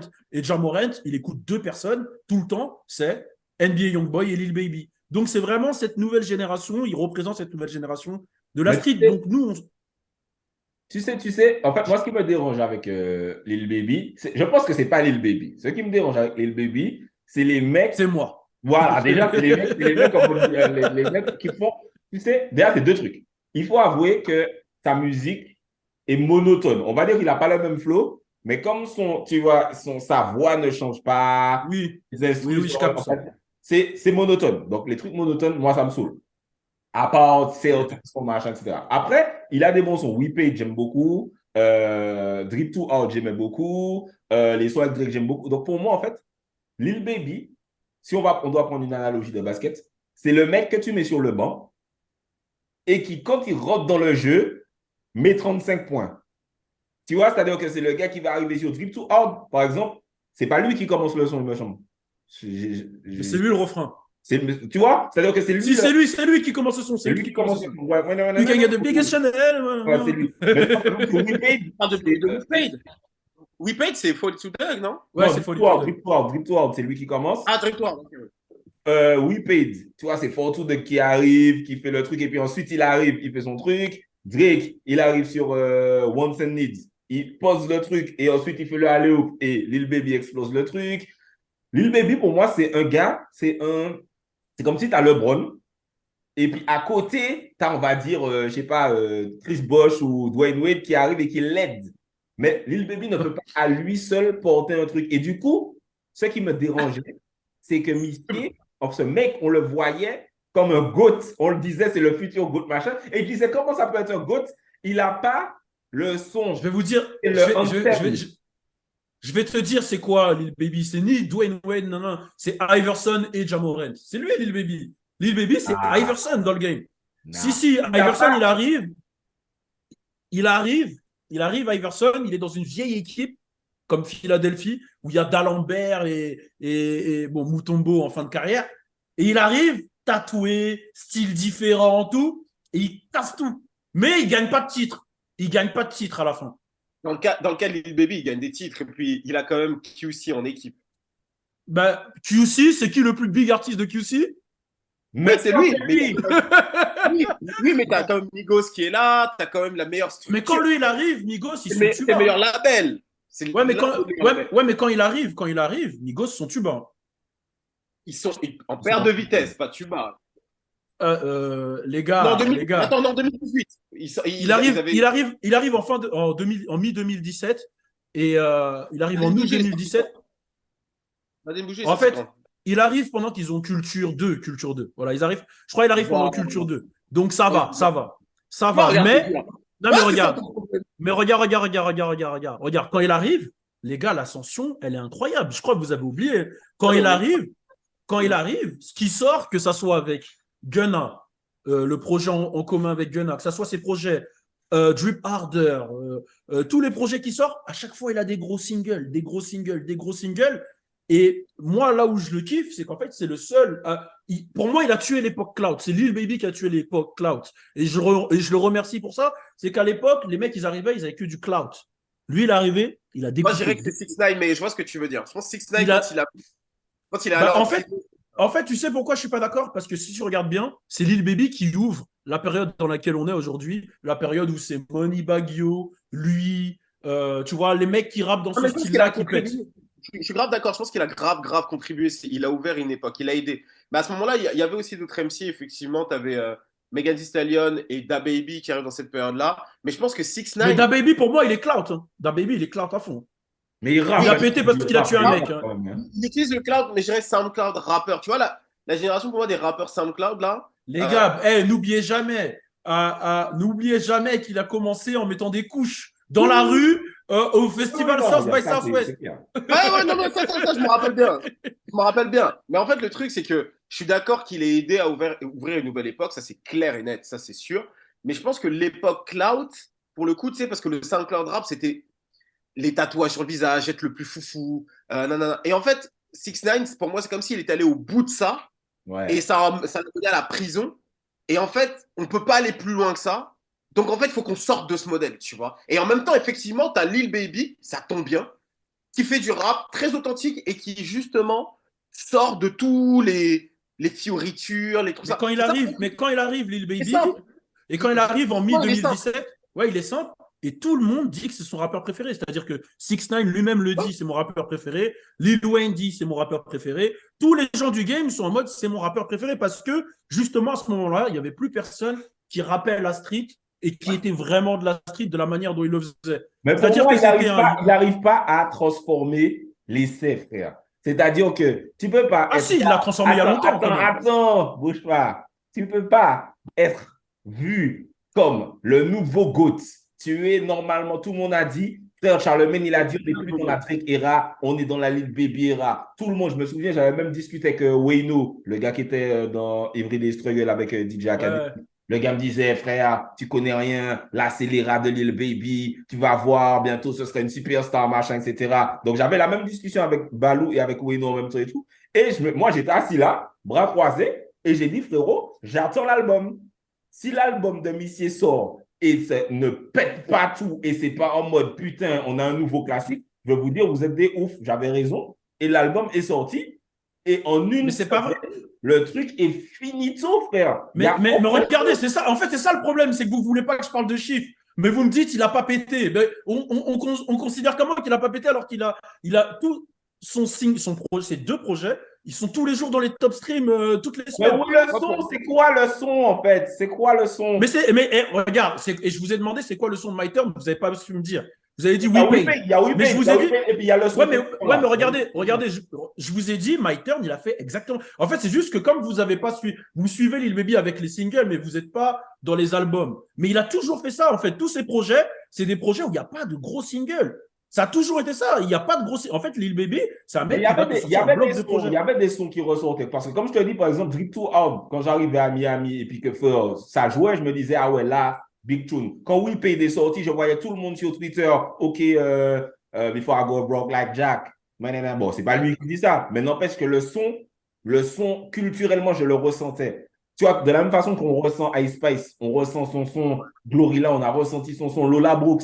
Elle est arrivée, on a ressenti Don't Play With It. Kodak Black, quand il va avoir un hit, on va ressentir. Là, Lil Uzi, il a le son où il fait sa danse là. On ressent le son. Bien sûr. Lil Baby, culturellement. Mais là, ce que je suis en train de te dire, là, ce que je suis en train de te dire, c'est qu'en ce moment même, aux États-Unis, il a le buzz avec Lowdown. C'est ce que je suis en train de te dire. Non, mais regarde, là, j'ai repris la tracklist de My Turn et je suis pas d'accord. Hein. Il y avait des morceaux, je me rappelle, Some to Prove, il tournait bien. Il y a No Sucker, gros, No Sucker avec Money. Mais c'est pas des hits. C'est pas des hits. Mais le son conscient, là, il s'appelait comment le son où on disait, ouais, mais. Lamar, là. Hein? Le son, Lil Baby, il avait fait un son conscient et tout le monde disait. Emotionally Score, ça doit être ça. Ah, c'est ça. Ben oui, non, mais ça avait beaucoup marqué, hein. Je me souviens. Ça a beaucoup marché, hein. T'as vu ce morceau, il avait cartonné, hein. Non, les gars, c'est pas des hits singles. Tu sais, ce morceau-là, regarde, je vais faire du débat. On ressent le son dans la culture. Tu sais que Jay-Z, il faisait il mettait ses playlists du moment. Il avait mis le morceau. Et dans ma tête, je me suis dit, putain, même moi, j'ai kiffé le morceau de ouf. Il l'a kiffé. Et je me rappelle avoir regardé à gauche, à droite. Et le single, il chartait de ouf.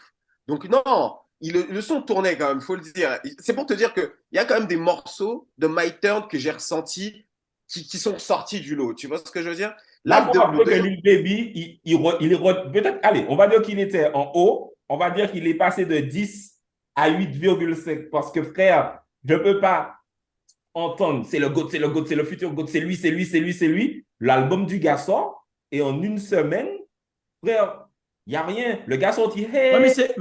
en fait, regarde, c'est ce que je vous explique, c'est que vous voulez l'entendre partout. Mais ce que je vous explique, c'est quand on est parti à Atlanta, Iconic, qu'est-ce qu'on entendait toute la journée? Mais Ouais, c'est vrai à qu'on entend Atlanta, frérot, c'est comme Mais- si mais- mais c'est- mais- c'est comme mais si tu c'est vis ce en que- c'est ce que Martinique et tu me dis que tu entends Kalash. C'est normal, Gars, frérot. gars, mais justement, c'est fort alors. Tu l'as comparé à Kalash en Martinique. Tu te rends compte ce que tu me dis? À l'endroit où tu es, frère, à l'endroit où tu es, mais frère, on est dans le Mais rap c'est ça que je te dis. américain. Mais c'est ça que je te dis. Et c'est pour ça que je vous dis, c'est le boss d'Atlanta. Il est écouté partout à Détroit, il est écouté partout à Memphis, il est parti écouté partout où il y a Et ce là, truc-là. Non, je suis d'accord avec toi, mais je vais dire. Mais il y a un truc sur lequel je voulais finir. Si tu me dis ça, tu me dis oui à Atlanta, il est écouté à Atlanta. Vas-y, à LA, Kendrick, il n'est pas écouté, frère. non. Moi, quand je vais à LA, Wadji, tout le monde s'en bat les couilles. Actuellement, Moi, quand je suis à LA, il est finito, il n'est pas finito, mais pour moi, moi, quand je suis à LA, c'est éteint. Et moi, quand je suis à LA, les trucs qui passent dans la rue, et quand je dis dans la rue, des mecs de la rue, c'est Lil Baby, Babyface Ray, etc., etc. Ils aiment que ce sound-là, hein, les mecs de la rue. C'est ces mecs-là. Et en fait, je pense que pourquoi on le ressent pas ici, c'est qu'on attend des hit singles, alors que lui, c'est pas un mec des hit singles, c'est un mec de la rue. C'est un peu. Moi, je vais donner mon avis là-dessus. En fait, le truc, c'est pourquoi on ne ressent pas, comme il le dit, Specta, c'est qu'aussi, il y a un vrai phénomène qu'on est en train de vivre dans la musique. C'est que la musique, maintenant, c'est des grosses niches.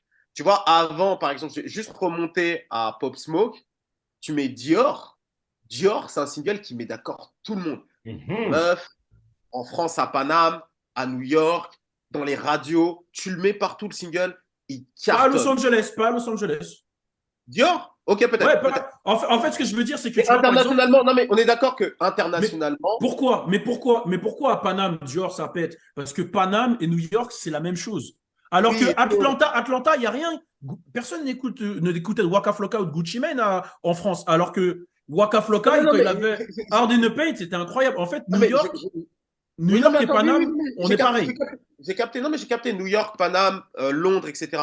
Mais ce que je veux dire, mon raisonnement, c'est il y a une période, juste avant la période dans laquelle on est rentré, où le rap Quinry, c'est pour ça qu'en France, les gens disent en ce moment, ouais, le rap US est moins bien qu'avant, etc. C'est parce qu'en fait, ils n'ont pas capté ce qui s'est passé.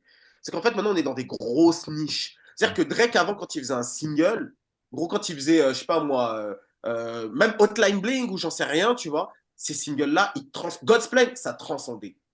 Tu le voyais dans des clubs généralistes des Champs-Élysées, tu le voyais dans les radios Génération Skyrock, tu l'entendais absolument partout. Aujourd'hui, dans l'industrie dans laquelle on est, la musique, c'est des grosses niches. Ça veut dire que NBA Youngboy, parce qu'on parle beaucoup de Lil Baby, moi, je suis un peu plus en ce moment sur NBA Youngboy, sa musique, gros, elle est big de fou. Elle est big de fou. Nous, nos audiences respectives en France, elles connaissent NBA Youngboy, elles l'écoutent, elles le streament. C'est le mec qui fait le plus de vues. Mais en dehors de nos audiences, tu vas, Génération, je pense pas que ça passe. Bon, après, je n'écoute pas la radio. Skyrock non plus. Voilà, tu l'entends nulle part. En club, tu n'entendras pas du Lil Baby en France, tu vois. Et ça, c'est un gros changement. Et même dans le rap français, d'ailleurs, c'est le cas. Hein. Un Laylo, il fait du Bercy. Alpha One, il fait Bercy. Mais est-ce que tu vas les voir en radio passer? Non. Et en fait, Lil Baby, c'est une très, très grosse niche, en fait. C'est-à-dire que, comme tu disais, tout le Sud, il a tout le Sud. Il a New York. Il a les US. Bon, il a les US. Nous, il nous a moins. Et les gens en France, ils captent moins parce que, comme le sound, il est moins adapté pour toucher tout le monde, il va toucher que des mecs comme nous parce qu'on s'y intéresse. On dit, ouais, mais quand même, on peut, voilà, et on va sélectionner ce qu'on va sélectionner. À Londres, je sais que ça tourne aussi, donc ils vont écouter aussi, mais ça va être que des gens qui connaissent, tu vois. Ça va pas être aussi global. C'est pour ça qu'un mec comme Lil Baby, il va mettre moins d'accord qu'un gros single d'un Drake. Tu vois ce que je veux dire? Ouais, je suis d'accord sur ça. Et c'est toi qui m'interroge parce que je me disais, la façon dont on le hype, dont on me le vend en GOAT machin, pour moi, il aurait dû transcender les niches, tu vois. Mais en fait, moi, je veux qu'il fasse ça. Incroyable le carré. Ah, bien joué. Juste pour faire mon balou casse-couille, je vais juste faire mon balou casse-couille. Vous me connaissez quand c'est Lil Baby, je suis obligé de faire le balou casse-couille. On a parlé. T'as cité Pop Smoke, c'est juste un aparté. Après, je vous laisse reprendre. Le son le plus streamé de Pop Smoke, c'est le feat avec Lil Baby. Allez, continuez, s'il vous plaît. C'est son son le plus streamé, c'est pas Dior. Oui. Non, c'est son son le plus streamé, c'est avec Lil Baby. C'est quoi? Ah ouais? C'est quoi leur son? Ouais, voilà. C'est For the Night. Mais moi, Mais tu vois, pareil, toi, tu dis que ces sons sont le plus streamés. Et en réalité, tu vois, c'est pour ça que je te parle. J'essaie de. Les chiffres, c'est important, tu vois, ça, c'est sûr, il faut en parler. Mais que moi, quand je parle d'impact culturel aux gens, je leur dis, les gars, Dior de Pop Smoke, même s'il avait 5 streams, tu sais que c'est ça le son de Pop Smoke, en fait. Bien sûr. Parce que le son de Lil Baby actuellement sur son dernier arc là, ben j'avoue que moi, frère, je suis le rap US de ouf. J'arrive pas à te dire, ok, c'est ça le son de Lil Baby. Mais après, ce que Chris a expliqué, je pense que ça nous met tous d'accord sur le côté. Il a Mais une il est toujours. énorme niche en fait. Ouais, c'est ça, il a une énorme niche, mais je tiens à dire que l'impact culturel aux États-Unis, Baby, il est incroyable. Et actuellement, il a une traîne plus big que tous les autres rappeurs. Tu vas Mais c'est juste- avec une complète ta traîne sur TikTok là, putain. Hein. Ah, elle est partout, elle est partout, elle est partout. Je Bon, vais- fais la je vais- traîne. Fais la traîne. Non, vas-y, c'est bon, j'en ai marre. Fais-moi la traîne. Moi, je veux voir la traîne. La traîne, c'est juste ça. Il y a le son, non, non, non, non, non, non, non, non, non. Et tu dois taper des mains. Elle est nulle, la traîne. Non, mais écoute, en fait, ce que t'as Je pas vais compris, c'est quoi, c'est éclater, qu'ils ont fait ça. putain. Go to lunch in the Jewish community. I want to tell on the bros for the immunity. Non, mais regarde, ce que vous avez pas compris, c'est quoi? C'est qu'ils ont fait ça dans les vestiaires, c'était leur son pour s'échauffer, pour aller gagner. Et en fait, les deux équipes qui ont été champions cette année, c'était leur son d'échauffement. Et quand tu regardes à Manchester, pareil, ils écoutent Lil Baby avant de gagner. C'est comme ça que tu rentres dans la culture, man. C'est comme C'est ça. bon, c'est bon. On a compris. Lil Baby pour moi, il est sur le côté. Pour Chris, c'est Niche. Oh non. Et pour Balou, c'est le GOAT. Et le dernier sujet avant qu'on se quitte, je ne sais pas si vous avez suivi le débat. Jim Jones, il était invité dans une vidéo avec des médias. Et ils arrivent sur Pusha T. Ils parlaient du top 50, etc. Et ils disent, ouais, est-ce que Pusha T, il est dans le top 50 des rappeurs ever? Et tu as Jim Jones qui est sûrement en mode troll et sûrement en mode je viens de check Drake il n'y a pas longtemps, donc je pisse sur Pusha T. Et il dit ouais, Pusha T, il n'est pas top 50 ever et déjà Big Sean et NBA Youngboy sont devant lui. Donc je vais passer la balle à Chris. Qu'est-ce que tu penses de ça? Moi, en fait, en vrai de vrai, j'aime beaucoup Pusha T, mais franchement, top 50, je le mettrais dedans. Comme ça, là, top 50, je le mettrais dedans. Parce que c'est aussi, c'est un phénomène culturel. En plus, là, je sors d'un LSD que j'ai offert. Pusha T. Donc, du coup, il y a des morceaux, il a marqué. Franchement, l'album, là, Hell Hath No Fury, je l'ai réécouté là avec ce que je faisais. Le premier album aussi. En vrai, il a quelque chose et il a une longévité. Et en vrai, le mettre dans le top 50, c'est carrément pas abusé. Il y a une concurrence de ouf aux US, mais 50, top 50, franchement, lyriciste, je peux le mettre dedans. Il a quand même gagné. Et pourtant, moi, je suis plutôt Drake, hein, vous connaissez. Il a gagné quand même un clash contre lui. Lil Wayne, c'est pas un clasher, mais il a pas affronté Pusha T. Il pouvait pas après le single. C'est surtout que par rapport à Lil Wayne, il se disait, frère Pusha T était vraiment bas quand il a clashé Lil Wayne. Hein. Même Ouais. c'était. Mais le son, il était chaud. Hein. Le son, il était chaud de Pusha T. This Oui, nigga il is die for you. était vraiment en mode, putain, je suis Lil Wayne et je Mais dois. il a répondu hein, vite fait, Lil Wayne. Il a fait un son. C'était Fuck nul. Pusha T, everybody that love him. Et après, c'est ce qu'il a Ouais, dit. c'est tout. C'est ça. Donc, mais c'est pas un clasher aussi, il faut dire Lil Wayne, tu vois. Mais il a gagné quand même contre deux des plus gros MC de tous les temps, tu vois. Moi, musicalement parlant, tu mets Lil Wayne, Pusha T, gros, il n'y a pas photo, c'est Lil Wayne. Tu me dis Drake, Pusha T, je vais Drake. Mais gros, il sort des dingueries. Et ces dernières années, son album Daytona, franchement, moi, je le réécoute encore. C'est vraiment c'est vraiment du rap de, comment on dit ça? C'est pas pour tout le monde. C'est du rap de puriste. En plus, c'est vraiment du Kanye West qui va chercher les instrus les plus relous qu'il puisse faire. Pour moi, c'est une comparaison drôle, mais c'est un peu comme du Lino en France. C'est-à-dire, c'est pas fait pour tout le monde, mais c'est lyricalement pour les mecs qui aiment ça, tu vois. Genre, donc, moi, je peux le mettre là-dedans. Après, je pense que Jim Jones, il faisait référence au hit. Il a peu de hits, Pusha T. L'impact culturel, il est là quand même. Parce que Pharrell Williams, Star Trek, Clips, et c'est très lié les deux. Tu vois, depuis le départ, il y a un lien, et il y a un impact du côté de la Virginie, etc. C'est un groupe qui est resté voilà, c'est resté leur duo à eux. Donc, je pense que tu peux le mettre là-dedans. Maintenant, je pense que Jim Jones, comme tu l'as dit, hein, Specta, vas-y frère, il sait très bien que Drake, il est de notre génération. Ouais. Il s'est pris Dipset. Comme moi, je me suis pris Dipset. Il est sapé comme Cameron dans sa photo avec sa fourrure, etc. Donc, il s'est dit, putain, il nous valide. Ça veut dire que sûrement. Drake, en plus, c'est un mec, ça se voit, il a pas honte de faire le fan. Ça veut dire, il va dire, ouais, ton couplet dans tel son, c'était lourd, Jim Jones, t'as assuré. Non, moi, je savais que. Non. Il a dû parler comme ça. Jim Jones s'est dit, ok, moi, je suis clairement du côté de Drake. En plus, c'est le GOAT. Donc, il va tout faire pour le mettre en avant et cracher sur l'autre avec lequel il a pas trop de relation. En plus, j'ai cru comprendre qu'il aimait pas trop Kanye West non plus. Donc, tu vois, il se dit, ok, ça, c'est le camp, Kanye, nanana, moi, je m'en bats les couilles. D'ailleurs, j'ai jamais bossé avec Pharrell, donc je m'en bats les couilles, tu vois. Donc, je pense que c'est surtout ça. Mais top 50, ouais, je le mettrais quand même je le mettrais dans le top 50. J'ai pas fait mon top 50 à moi, mais je le mettrais dedans. Pusha T. Moi, je suis team Lil Wayne, donc tu connais. C'est fuck Pusha T, hein, valida. Non. non. Pusha T. Non, c'est un bon MC, il n'y a rien à dire. Pourquoi tu calcules pas Pusha T? Non, c'est un bon MC, voilà, c'est cool ce qu'il fait, tout ça. Mais frère, arrête de nous parler de ton sac de coke que depuis 20 ans, là, de coke, de kilo of coke, coke. Toute la journée, son rap, il parle de son kilo de coke.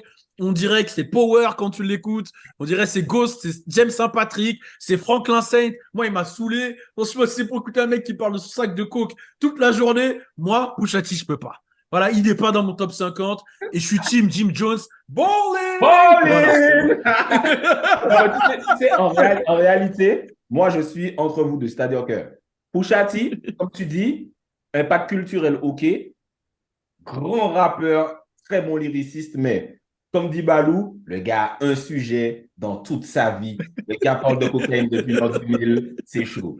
Et attention, tu as parlé de son impact culturel, mais son impact culturel, après, en groupe, tu participes dans le groupe, tu vois, mais Ouais.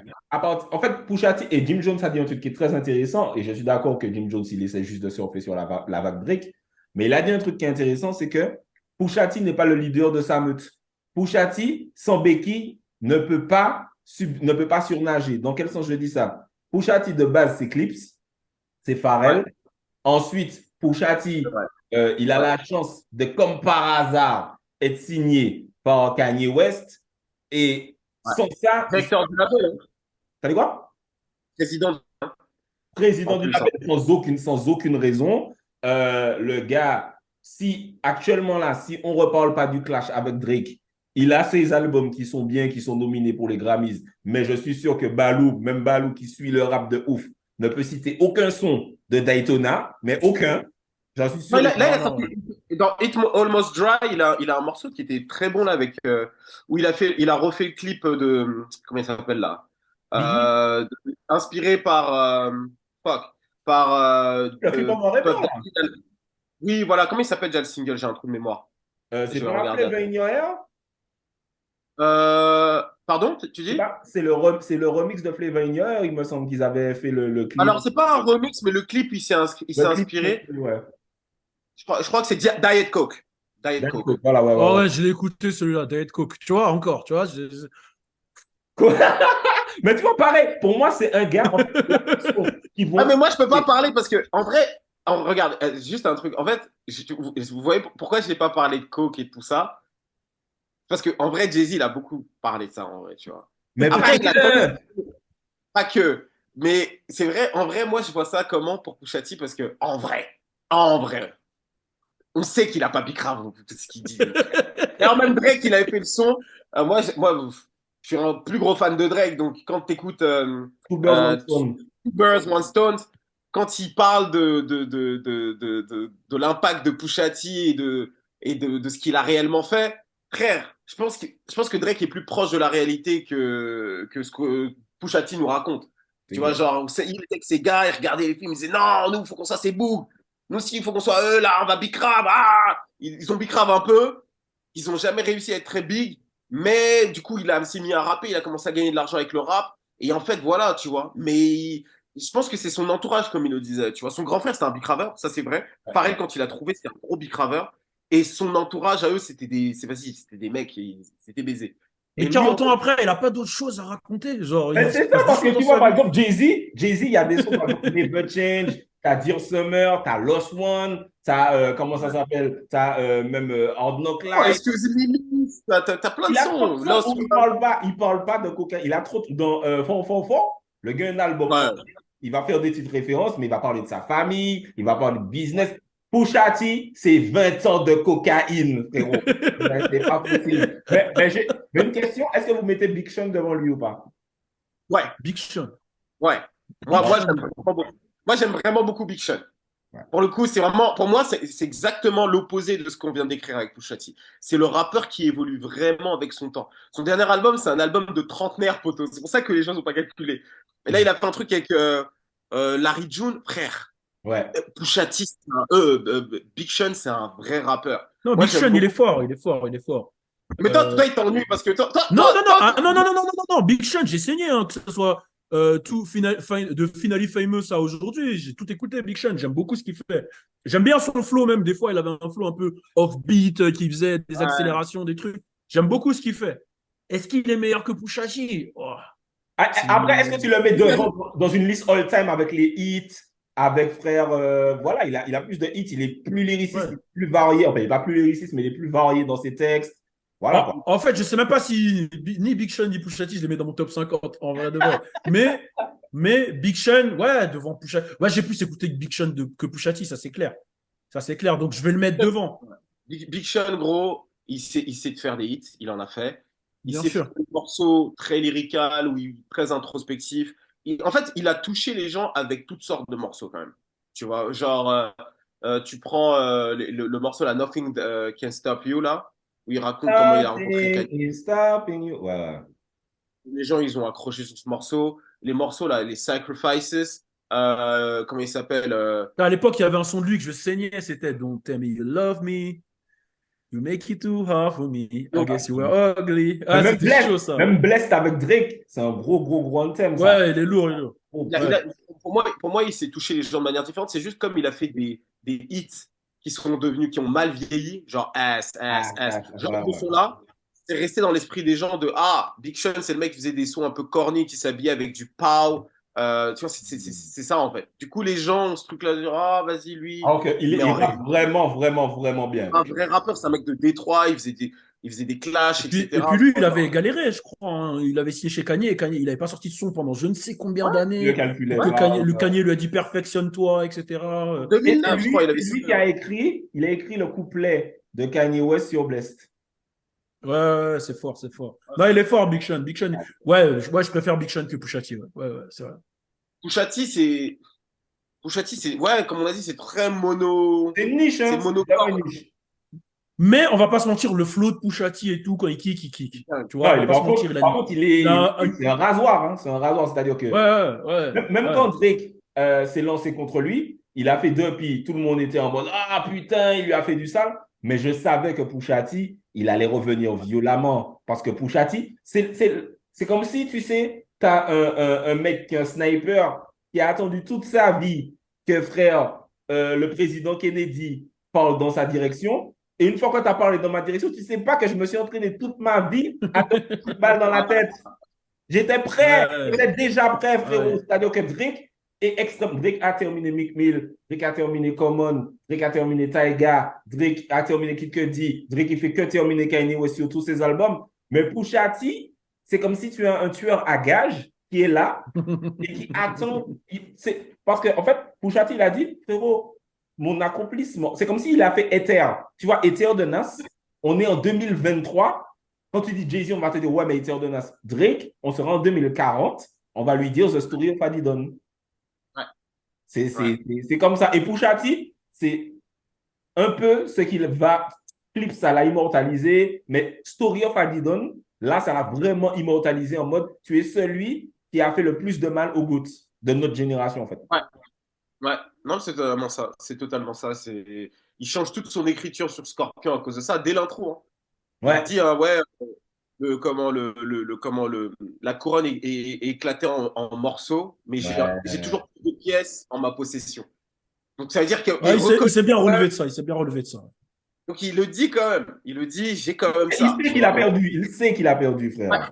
Il sait, il Ouais, sait. il le dit, je sais que j'ai perdu, mais j'accepte Mais d'avoir.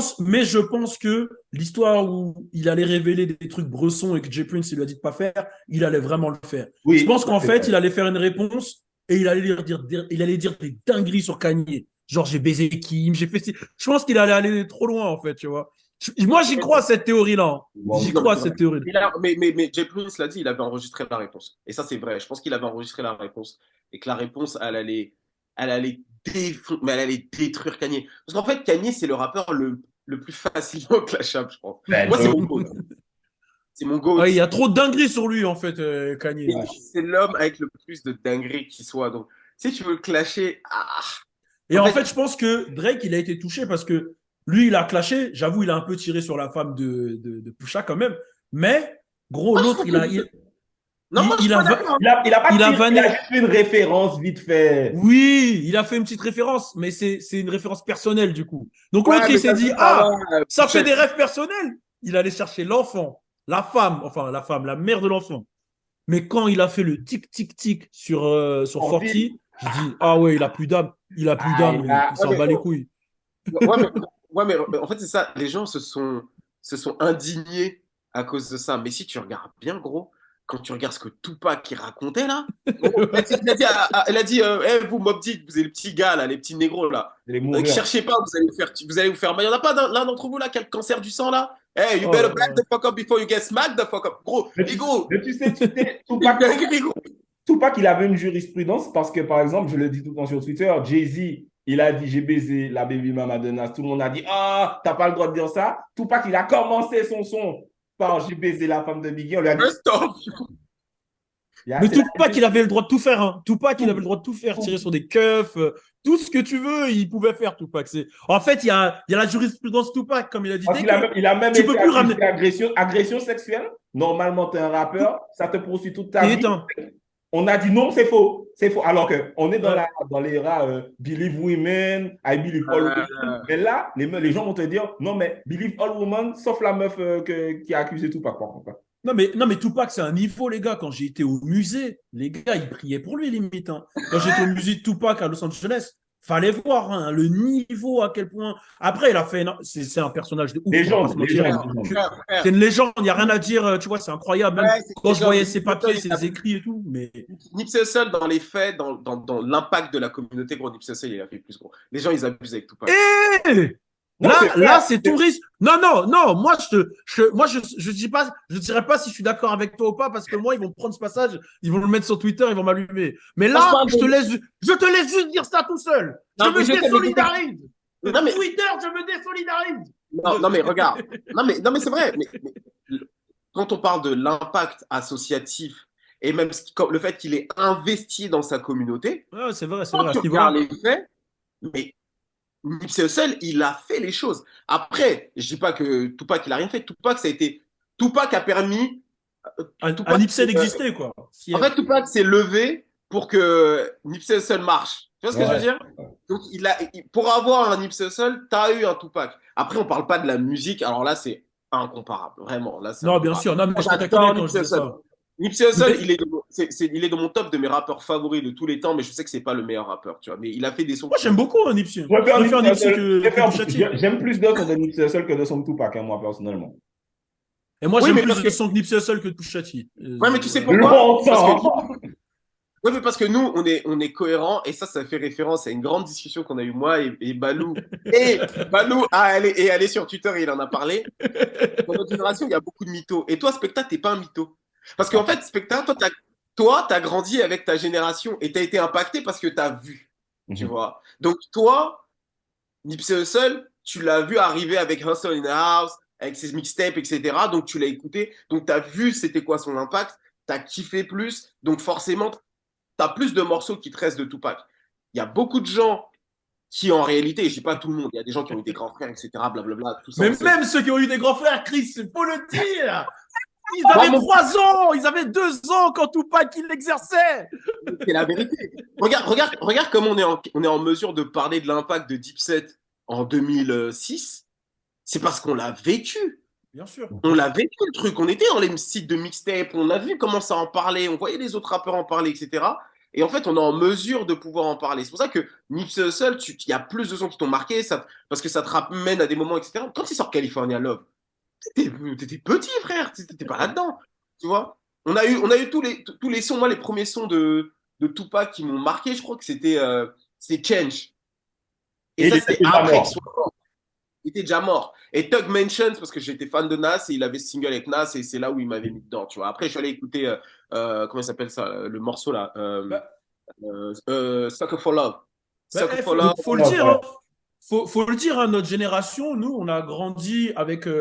On a découvert Tupac vraiment après sa Après, mort, en vrai de vrai. oui. Tu vois, il faut le dire, il faut arrêter de faire croire qu'à 2-3 ans, on écoutait du Tupac, frère. On était sur ce genre de. Désolé de dire ça. On Moi quand était là j'avais au 2-3 West ans, Side à la crèche.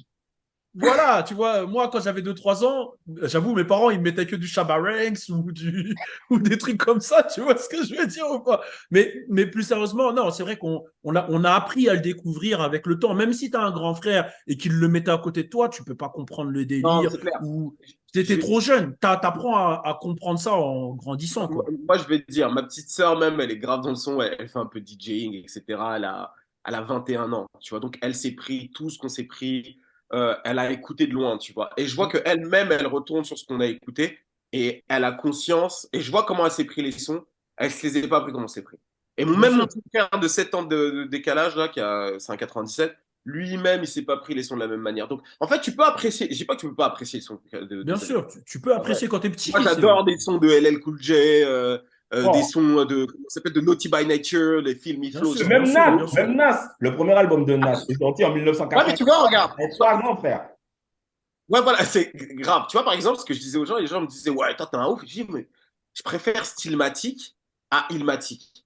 Je dis, mais en fait, c'est purement émotionnel. Parce que, en fait, Stillmatic, je me rappelle exactement quand le grand frère de mon pote me fait écouter Stillmatic après que j'ai écouté Godson. Il m'a dit, ouais, mais toi, t'as pas écouté ça. Il l'a mis chez lui et j'ai découvert l'intro incroyable de Stillmatic. Et en fait, Stillmatic m'a marqué parce que j'écoutais vraiment ce CD. Et Illmatic, je l'avais pas. En plus, la musique, t'avais pas le streaming, t'avais pas le. Tu vois, Ouais, pour ouais, avoir ces albums, il fallait que des mecs te filent un CD, etc. Illmatic, je l'ai écouté dans les 2008-2009. Et je fais, ah, ok, cool, cool. Et c'est vraiment après que j'ai compris les lyrics. Reasonable Doubt, c'est pareil. J'ai vraiment compris l'album, genre peut-être en 2015. Ouais, non, mais je pense qu'on a vécu le truc pareil, hein, vraiment. Et C'est bien la même sûr, chose, que ça soit avec Blueprint, Nas. c'est ça, Blueprint, je me rappelle, je l'écoute en 2002, parce que j'avais un pote à moi qui m'avait passé l'album. J'écoute Blueprint, je kiffe juste la vibe, gros. J'ai 12 ans, poteau. Mais gros, tu peux pas comprendre les paroles, tu vois. Tu peux C'est juste pas. que Takeover, il attaque mon rappeur favori de l'époque, qui était Nas. Du coup, j'étais un peu, j'aimais pas trop le son, mais je me rappelle, je suis allé voir les lyrics comme ça sur la coccinelle, je crois. La coccinelle, putain, à l'ancienne. À l'ancienne. La coccinelle. Là, comme ça, regardez. Et tu vois, les traductions, elles étaient pas bien faites. Tu Pourri, vois, les traductions de merde. Ah, c'était nul, les traductions. Ils ont aidé, tu vois. Mais en vrai, gros, j'avais que ça, frère. Moi, les albums, les Mafia Rap, nanana, il y avait pas. Il y avait Rap 2K aussi qui nous mettait bien à l'époque. Rap 2K. Et les gars, je vais devoir nous mettre une pause parce que sinon on va parler 2 heures. Parce que là, ça fait 6 heures. Vas-y. Donc, Vas-y. les gars, on a dit qu'on essaie de se faire ça mensuellement. Vas-y. On Bien va mensuellement. essayer de le faire. Alors, le public, on ne va pas trop vous donner de faux espoirs parce que ça fait déjà 100 ans qu'on devait faire celui-là. Donc, Non, on va s'y tenir. on va essayer de se garder les Trap Vengers. Donc, du coup, on disait que Chris, tu es Black Panther. Hulk, Ouais. Lou, tu es Hulk. Et moi, je suis Iron Man. Iron Man, c'est plus facile. Tu veux pas être Captain America. Non, parce qu'il a un masque, donc ça va être compliqué de faire le montage et tout. Tu vois, moi, je pense Ah. En tout cas, gros big up à vous et on se donne rendez-vous à la prochaine. Yes. À la prochaine. Ciao.